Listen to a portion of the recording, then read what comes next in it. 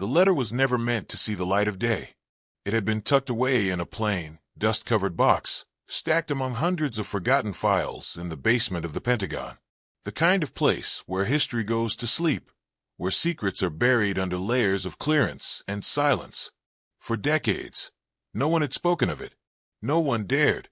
But one autumn morning, during what was supposed to be a routine archive inventory, an officer cracked open that box. Inside were three things: a weathered photograph, an old machine gun stripped of its paint by years of use, and a folded note written in the uneven scrawl of a battlefield commander. The note told of a day when 6 Navy SEALs were ambushed in the far reaches of Afghanistan, and when one medic in her 20s refused to let them die. The letter's words were simple, yet heavy, as if each line carried the weight of the lives it described. Without her, none of us would have made it out alive. Signed not by a bureaucrat or a distant general, but by a SEAL team leader who had survived the blood and dust of that valley. It was not a statement of praise. It was testimony. The photograph that lay beside the note showed a group of young men in sand-stained uniforms. Their faces carried the rough mix of exhaustion and defiance that only war can carve into the skin. One of them was smiling faintly. Another had his arm slung over a teammate's shoulder. But at the center, almost tucked into the corner, was a young woman with dark eyes that seemed older than her years. She wore no expression of pride, no grin for the camera, just a quiet steadiness, the kind of look that speaks more than medals ever could. And then there was the gun, the M240 Bravo, heavy, black, and scarred by battle. Its steel frame told its own story. The weapon had been dragged through shale and dirt, fired until its barrel glowed red, and carried as if it were the last thread between life and death. Soldiers often say weapons become part of them, an extension of their hands, their will. But this weapon was more than that. It was a turning point, the line between survival and silence. The discovery of that box raised questions. Why had this story remained hidden for so long? Why had a moment of such raw courage been sealed away underclassified for decades? Perhaps because some stories are too heavy, too dangerous, too personal for public eyes. Or perhaps because the act itself defied the neat categories of military honor and protocol. It was not about orders followed or missions completed. It was about a woman who stepped beyond every line of reason, discipline, and fear, and in doing so, rewrote the ending of that day. To understand the letter, one must step back to the valley where it was born, a place where jagged cliffs sliced the horizon, where the dust clung to every breath, and where silence was never empty. The Shiite Valley of Afghanistan, a stretch of land that seemed carved for ambushes, a place where the mountains watched every movement from above. The soldiers who walked there often said the land itself was hostile, as if the rocks carried eyes and the wind whispered warnings.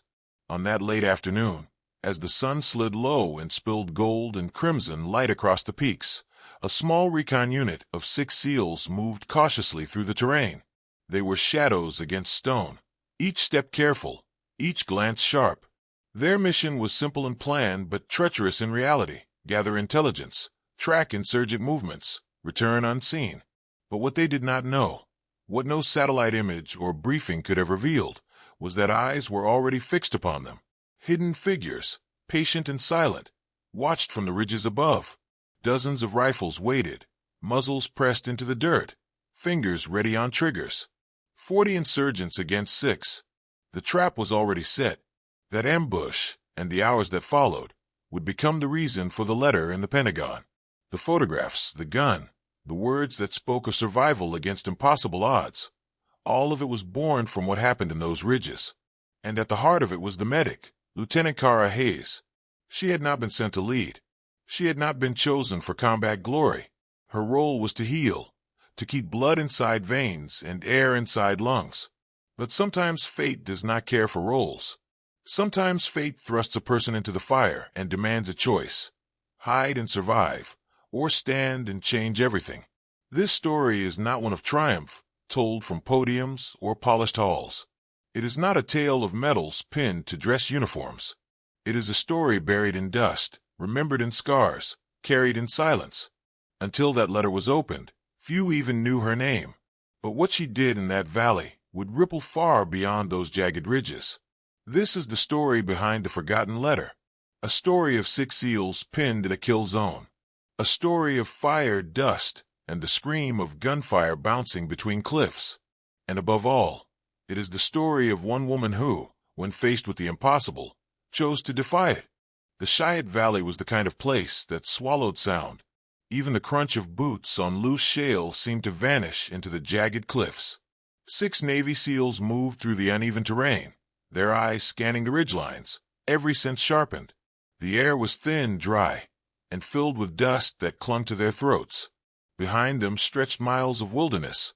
Ahead lay only uncertainty. At the center of their formation, Lieutenant Kara Hayes moved quietly, her pack heavier than most.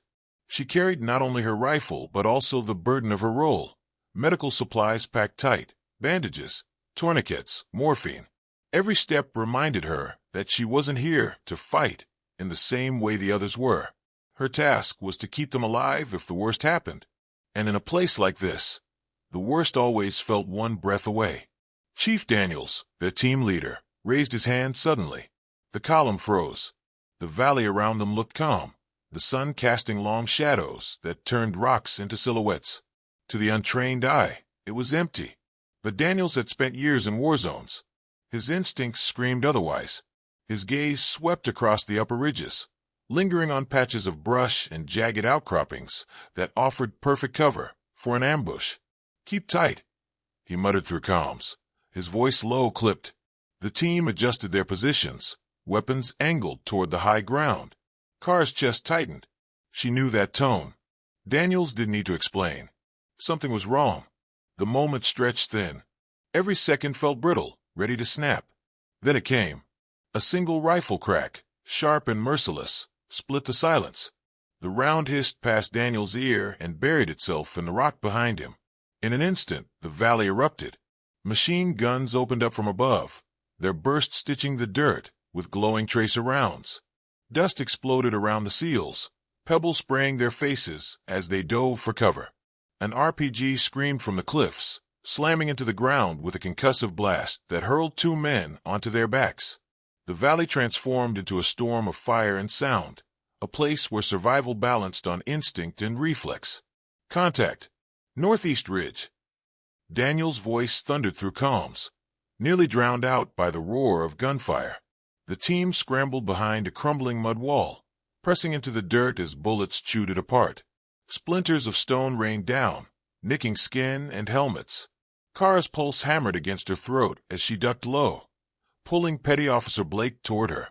Shrapnel had ripped into his shoulder, blood soaking the fabric beneath his vest. Training took over. She clamped a tourniquet tight on his arm, her fingers slick with blood. Blake groaned, his face pale, but alive. Kara's ears rang from the blast. Her nostrils burned from the acrid stench of gunpowder, yet her hands moved with steady precision. She had patched wounds before, but never under fire this intense. She risked a glance over the shattered wall. The ridgeline above flashed with muzzle fire. She counted at least 3 PK machine guns hammering their position. Dozens of insurgents were dug in, their shouts in Pashto echoing down the valley. 40 against 6. The math was merciless. "Viper 21, this is Viper Medic."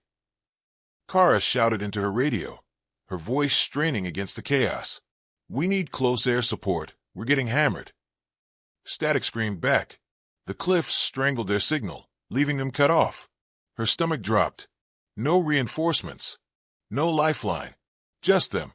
The gunfire didn't stop. Rounds pounded the wall inches above her head, chipping stone that sprayed across her face.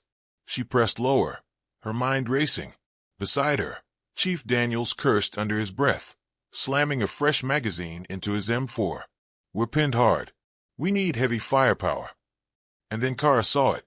30 feet away, sprawled in the open beside the motionless body of Petty Officer Reyes, lay the M240 Bravo, their only mounted machine gun. Black steel glinted faintly in the dying sun, like salvation waiting to be claimed. Her stomach tightened. 30 feet of open ground. No cover, no protection, just dirt and shattered debris. Bullets cut through that space in relentless streams. No one could cross it and live. No one sane would even try. But without that weapon, they were finished. She knew it as clearly as she knew the beat of her own heart. The Bravo was their only chance. She turned toward Daniels, her voice steady despite the fear clawing inside her. "We need that gun." Daniels peeked over the wall, a bullet snapping past his cheek. He ducked back, jaw clenched. "I'll send Lawson. He's closer." Kara shook her head sharply. "Lawson's covering the flank. We pull him, we're dead. I can get it." Daniels stared at her like she had lost her mind. His voice cut through the chaos, harsh and commanding. "Negative, Lieutenant. You stay put. That's an order." But Kara's eyes burned with clarity. "Then we all die here," she said, her tone like steel. For a heartbeat, the world seemed to still. The decision hung in the air between them. Then, without waiting for his answer, Kara tightened Blake's tourniquet, shoved her pack aside, and crawled to the edge of the wall. She drew in one deep breath, the taste of dust thick on her tongue, and waited. She counted the bursts, the rhythm of enemy reloads. 1, 2, 3, and then she moved. Exploding from cover, she sprinted into the open, boots kicking up dirt, adrenaline flooding her veins. Bullets whipped past, close enough to snap the air against her sleeves. The ground erupted at her feet. A round tore through her arm, burning hot. But she didn't stop. Not for a second. 15 feet. The valley roared around her. Another RPG screamed down, blasting the wall behind, the shockwave rattling her bones.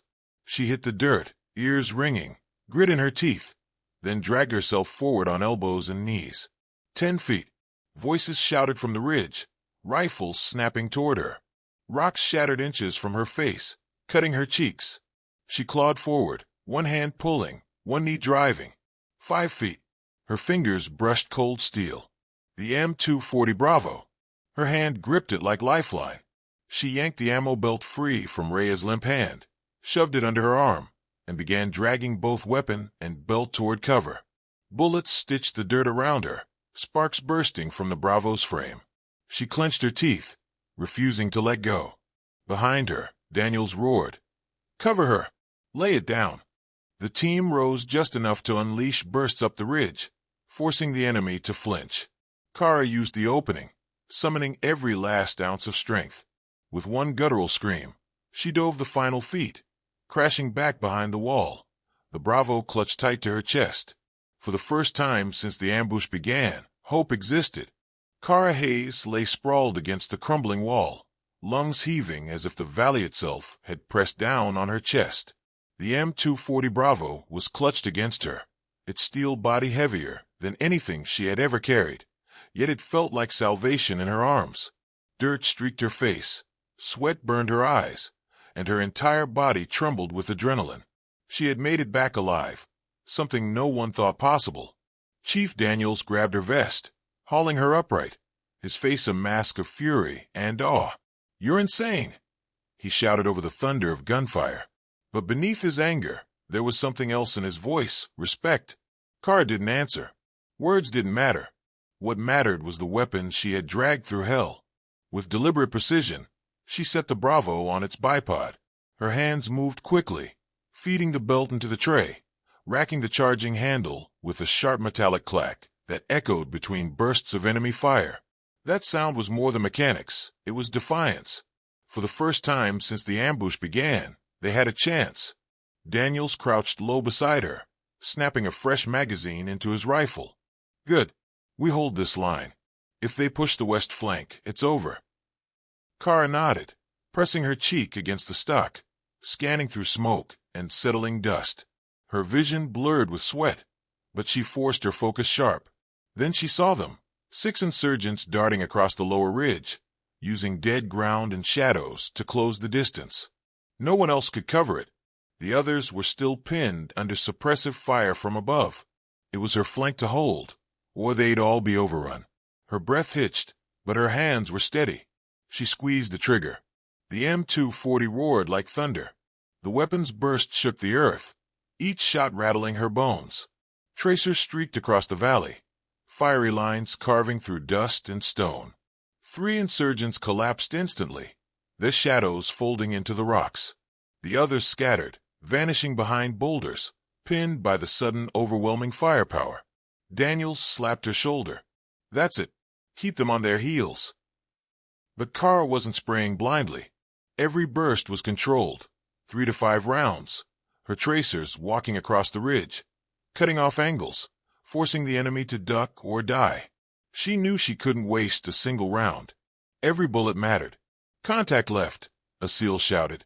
Kara swung the Bravo, the heavy weapon sliding across its bipod. 2 insurgents crested the ridge, rifles raised, trying to gain elevation. She pressed the trigger, the barrel glowing faintly red now from sustained fire. Both silhouettes crumpled before they could fire a shot. Her arms ached, her shoulders burned, her ears rang, but she refused to stop. Not yet. The sudden roar of the Bravo changed everything. The rhythm of the fight shifted. For minutes, the SEALs had been nothing but prey, pinned and outgunned.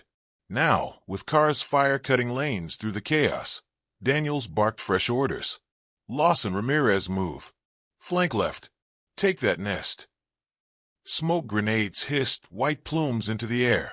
Lawson and Ramirez sprinted through the haze, climbing toward the nearest enemy position. Kara tracked their movements, her fingers steady on the trigger, unleashing bursts that pinned the ridge, buying them seconds that meant life. Her heart hammered harder than the gun's recoil as she watched them vanish into smoke. Then the valley answered. An RPG screamed from the ridge, slamming into the wall less than 10 feet away. The explosion ripped the earth apart, hurling Kara backward. Dust swallowed her vision, her ears drowned in a piercing ring. She coughed, choking grit, scrambling across the ground with raw determination until her hands found the Bravo again. The barrel smoked, nearly glowing. She slammed it back into position, checked the belt, half remaining. Through the dust, shadows moved. Enemy fighters tried to push closer, the shouts growing louder. Kara steadied herself, braced the weapon, and opened fire again. The Bravo spat fire, dropping 2 more insurgents before they reached 30 feet. Her focus narrowed until nothing else existed. Not fear, not exhaustion, not even the SEALs shouting around her.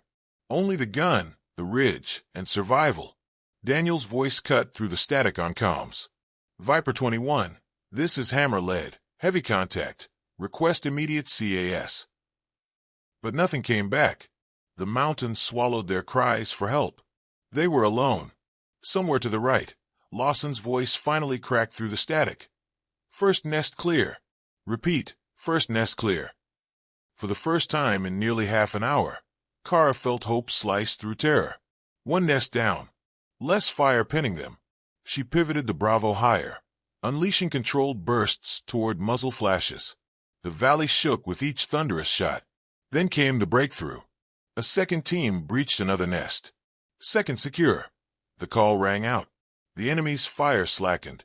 For the first time, the insurgents wavered. Kara seized the opening, hammering the flank to pin them, while Daniels rallied the team. The SEALs surged forward, bounding cover to cover, every move shielded by the thunder of her weapon. Yet victory never comes easy. A new volley erupted from the far ridge, heavier, faster, closer. Through smoke, Kara spotted them, a second wave climbing into position. Her stomach dropped. Daniels crouched beside her, face streaked with grime, eyes blazing. If they set up, we're trapped, he said raw. Kara wiped blood and dust from her cheek, checked her ammo belt, 1 left. Her voice came steady, almost calm. Then we stopped them here. She yanked the charging handle back, pressed her cheek to the stock, and exhaled. The Bravo's barrel glowed white-hot, creaking under its own heat. But she didn't care. She tightened her grip and fired. The valley shook with defiance. The Bravo's roar rolled across the valley like a storm, echoing off stone and dust. Kara Hayes pressed her cheek to the stock, her entire body rattled by the steady rhythm of fire. The machine gun bucked violently against her shoulder, but she held it firm, each burst walking tracers across the ridgeline. She wasn't just firing. She was carving open a chance for them to live. Above, the insurgents faltered. Men who had once been shouting commands now ducked low, scrambling behind rocks. The sudden surge of American firepower broke their momentum, forcing them to rethink their advantage. 40 fighters had entered the ambush with confidence. Now, more than half were either down or pinned. The balance had shifted, if only slightly. Daniels crouched beside her, his M4 barking in short, controlled bursts. His voice cut through the chaos. "Lawson, Ramirez, push right. Clear that ridge." Smoke grenades hissed again, spilling plumes of white that drifted across the battlefield. Through the haze, Kara caught glimpses of her teammates moving, low, fast, deliberate. She laid down covering fire, her tracers tearing lanes through the smoke, making sure no muzzle could rise against them without consequence. Every squeeze of the trigger bought precious seconds. Her arms screamed with pain, her shoulders burned raw, but she refused to let go. The Bravo was her lifeline now, and she treated it as though her own blood pumped through its steel frame. Dust stung her eyes, sweat streamed down her neck, but she forced herself into a rhythm. Fire. Breathe. Adjust. Fire again. The valley was alive with sound. The rattle of machine guns, the thunder of explosions, the shouts of men in English and Pashto. And yet, within that chaos, Kara found a strange focus. She no longer thought of fear, or even of herself. All that mattered was holding the line, keeping the enemy pinned, so her team could fight. "Contact right," a SEAL shouted. Kara snapped her sights across the slope. Two figures emerged through the dust, rifles raised. Without hesitation, she pressed the trigger, the Bravo roaring again. Both silhouettes crumpled before they could fire. Her body shuddered with the recoil, but her mind was sharper than ever. She knew that every fraction of a second counted. Then came the blast. Another RPG screamed from the ridge, slamming into the wall barely 10 feet away. The explosion ripped the air apart, hurling Kara backward onto her spine. Her ears rang with a deafening pitch. Her lungs spasmed as dust and smoke swallowed her. The Bravo was torn from her grip. For a terrifying heartbeat, she was lost. The world spun in silence, vision blurred, body refusing to move. Then instinct clawed its way back. She coughed violently, forcing grit from her throat, and dragged herself across the dirt until her fingers brushed steel. The Bravo. She pulled it back to her chest, her arms trembling, her knuckles raw. She slapped the weapon into position, checked the belt. Half left. That would have to do. Through the smoke, dark shapes advanced, closing in with dangerous confidence. She gritted her teeth and opened fire. The Bravo spat flame, cutting down two shadows before they reached 30 feet. The rest faltered, scattering for cover, unwilling to charge headlong into the storm of lead. Kara barely noticed the ache in her arms or the ringing in her ears. Her world narrowed to sights and targets, fire and breath. Daniel's voice cracked through comms, rough and urgent. "Hammer lead to Viper 21, requesting CAS now." Static answered. Still nothing. They were on their own. Minutes stretched like hours. Kara's rhythm became mechanical. Fire, breathe, reload, fire again. Sweat poured into her eyes, stinging, but she refused to blink for long. Every time she paused, bullets chewed closer to their cover. The Bravo's barrel glowed hotter, shimmering in the smoky air, but she ignored it. Then Lawson's voice broke through the static. "Second nest secure. Repeat, second secure." Hope surged like lightning through Kara's chest. 2 enemy positions gone. Their fire thinned immediately. The constant storm reduced to scattered bursts.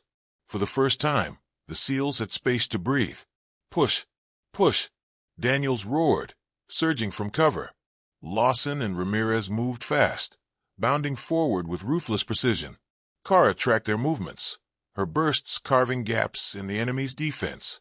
Each squeeze of the trigger gave her brothers-in-arms another few steps toward survival. But survival came at a price. The enemy was desperate now. Gunfire erupted from the far ridge, heavier, faster, closer. Kara shifted her sights and saw them. Fresh fighters climbing into position. A second wave. Her chest tightened. Daniels dropped beside her, sweat streaking his face, eyes hard as iron. "If they get set, we're done." Kara wiped grime from her cheek, checked her belt. "One left." Her voice was steady, calm. "Then we stop them here." She yanked the charging handle back, pressed her cheek to the stock, and exhaled slowly. The Bravo's barrel creaked with heat, nearly white-hot, but she didn't care. Her finger tightened on the trigger. The gun thundered again, tracers slicing through smoke like lightning. Each burst walked across the rocks, pinning the enemy before they could dig in. She could feel the recoil tearing at her arms, but she leaned into it, willing herself to become part of the weapon. Behind her, Daniels shouted orders, his voice carrying above the roar.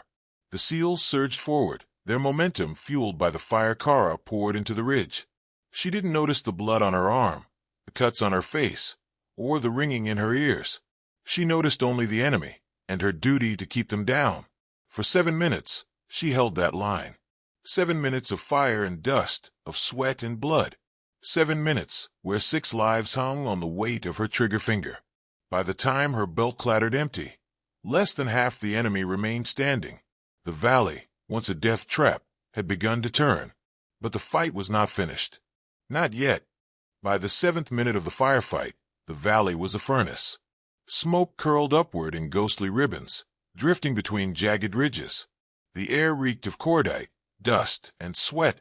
Every surface burned to the touch. Every breath carried grit. Kara Hayes' shoulders throbbed. Her arms shook.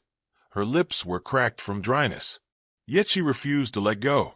The M240 Bravo, glowing red from heat, had become part of her. It thundered with every squeeze. Each burst another heartbeat in a battle that seemed without end. 40 insurgents had opened the ambush. Less than half were still fighting, but those who remained were relentless. They darted through shadows, shifting positions, shouting commands across the slopes. And worse, a second wave had begun to crest the far ridge, climbing with deadly purpose. If they dug in, the SEALs would be surrounded. Chief Daniels crouched beside Kara, sweat streaking his grimy face. His voice came low, raw with exhaustion. 1 belt left. Make it count, Hayes. This is it. She didn't nod, didn't speak.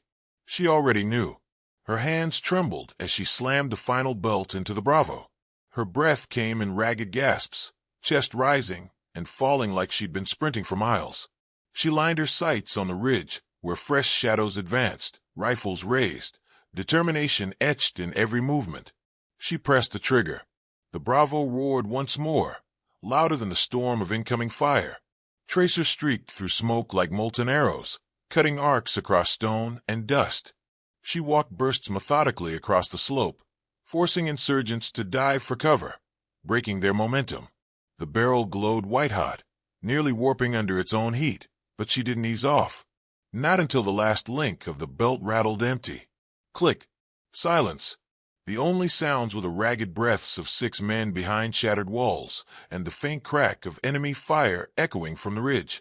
Kara ripped the empty belt free, searching desperately for another. Her hands found nothing. They were dry. She turned to Daniels, chest heaving. That's it. I'm out. Daniels gave her a grim smile. Then we finish it the hard way. Before she could answer, Lawson's voice cut through comms, urgent but victorious. Second nest secure. Repeat, nest secure. For a moment, Kara's heart stumbled. The words carried weight heavier than any gunfire. 2 enemy nests were gone. The tide shifted instantly.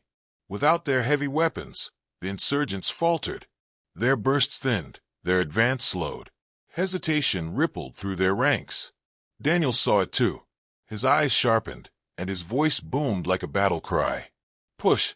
The SEALs surged forward. Lawson and Ramirez bounded from cover, rifles spitting precise bursts. Daniels followed, his commands sharp and relentless. Even Blake, wounded and pale, steadied his weapon from behind the wall, covering his brothers with whatever strength he had left. Kara refused to stay down. She shoved the Bravo aside, its barrel still hissing smoke, and drew her sidearm. Her legs wobbled, her arms shook, but she moved with them, stumbling forward over dirt and rock. Each shot from her pistol cracked through the haze. More defiance than accuracy, but it was enough. The insurgents, once confident predators, now found themselves driven back by sheer willpower. Shadows slipped away into the ridges, dragging their wounded. The valley that had moments ago roared with chaos grew eerily quiet. The final bursts of fire echoed once, twice, then vanished into silence. Kara stumbled to her knees. the pistol slipping from her grip. Her chest heaved, her hands raw from gripping steel, her ears still ringing. Around her, smoke drifted lazily, where seconds ago it had been torn apart by explosions. The battlefield, once alive with fire, now lay still. Daniels crouched beside her, his voice low, almost reverent. "Lieutenant Hayes, you didn't just hold the line. You saved it." She didn't answer. She didn't need to. The truth hung heavy in the silence, spoken not in words but in survival. 6 men had walked into an ambush. 6 men walked out because she refused to let fear decide their fate. Years later, long after the smoke had faded and the ridges of Afghanistan were just scars on memory, that box was opened in the Pentagon basement.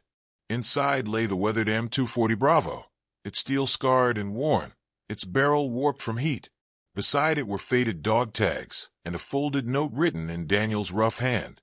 For actions above and beyond the call of duty. For courage under fire when the odds were impossible. Lieutenant Kara Hayes saved my team. She saved me. Signed by a SEAL commander, the word stood not as decoration but as testament. For decades, the letter remained sealed, hidden from the world. Perhaps because true courage often goes unspoken. Perhaps because stories like hers don't fit neatly into speeches or medals. They live in silence, in the memories of those who survived. But paper does not lie. Steel does not forget. And when the letter was finally read, when the Bravo was lifted from its box, the truth could no longer be buried. The truth that courage isn't defined by rank or orders. It isn't about strength of arms or numbers on a battlefield. It is about heart. About one medic, barely in her 20s, who looked at 30 feet of open ground filled with bullets and chose to run. Kara Hayes never sought glory. She never asked for recognition. What she did was simple. She refused to let her team die. And because of that choice, 6 SEALs returned home from a valley meant to swallow them whole.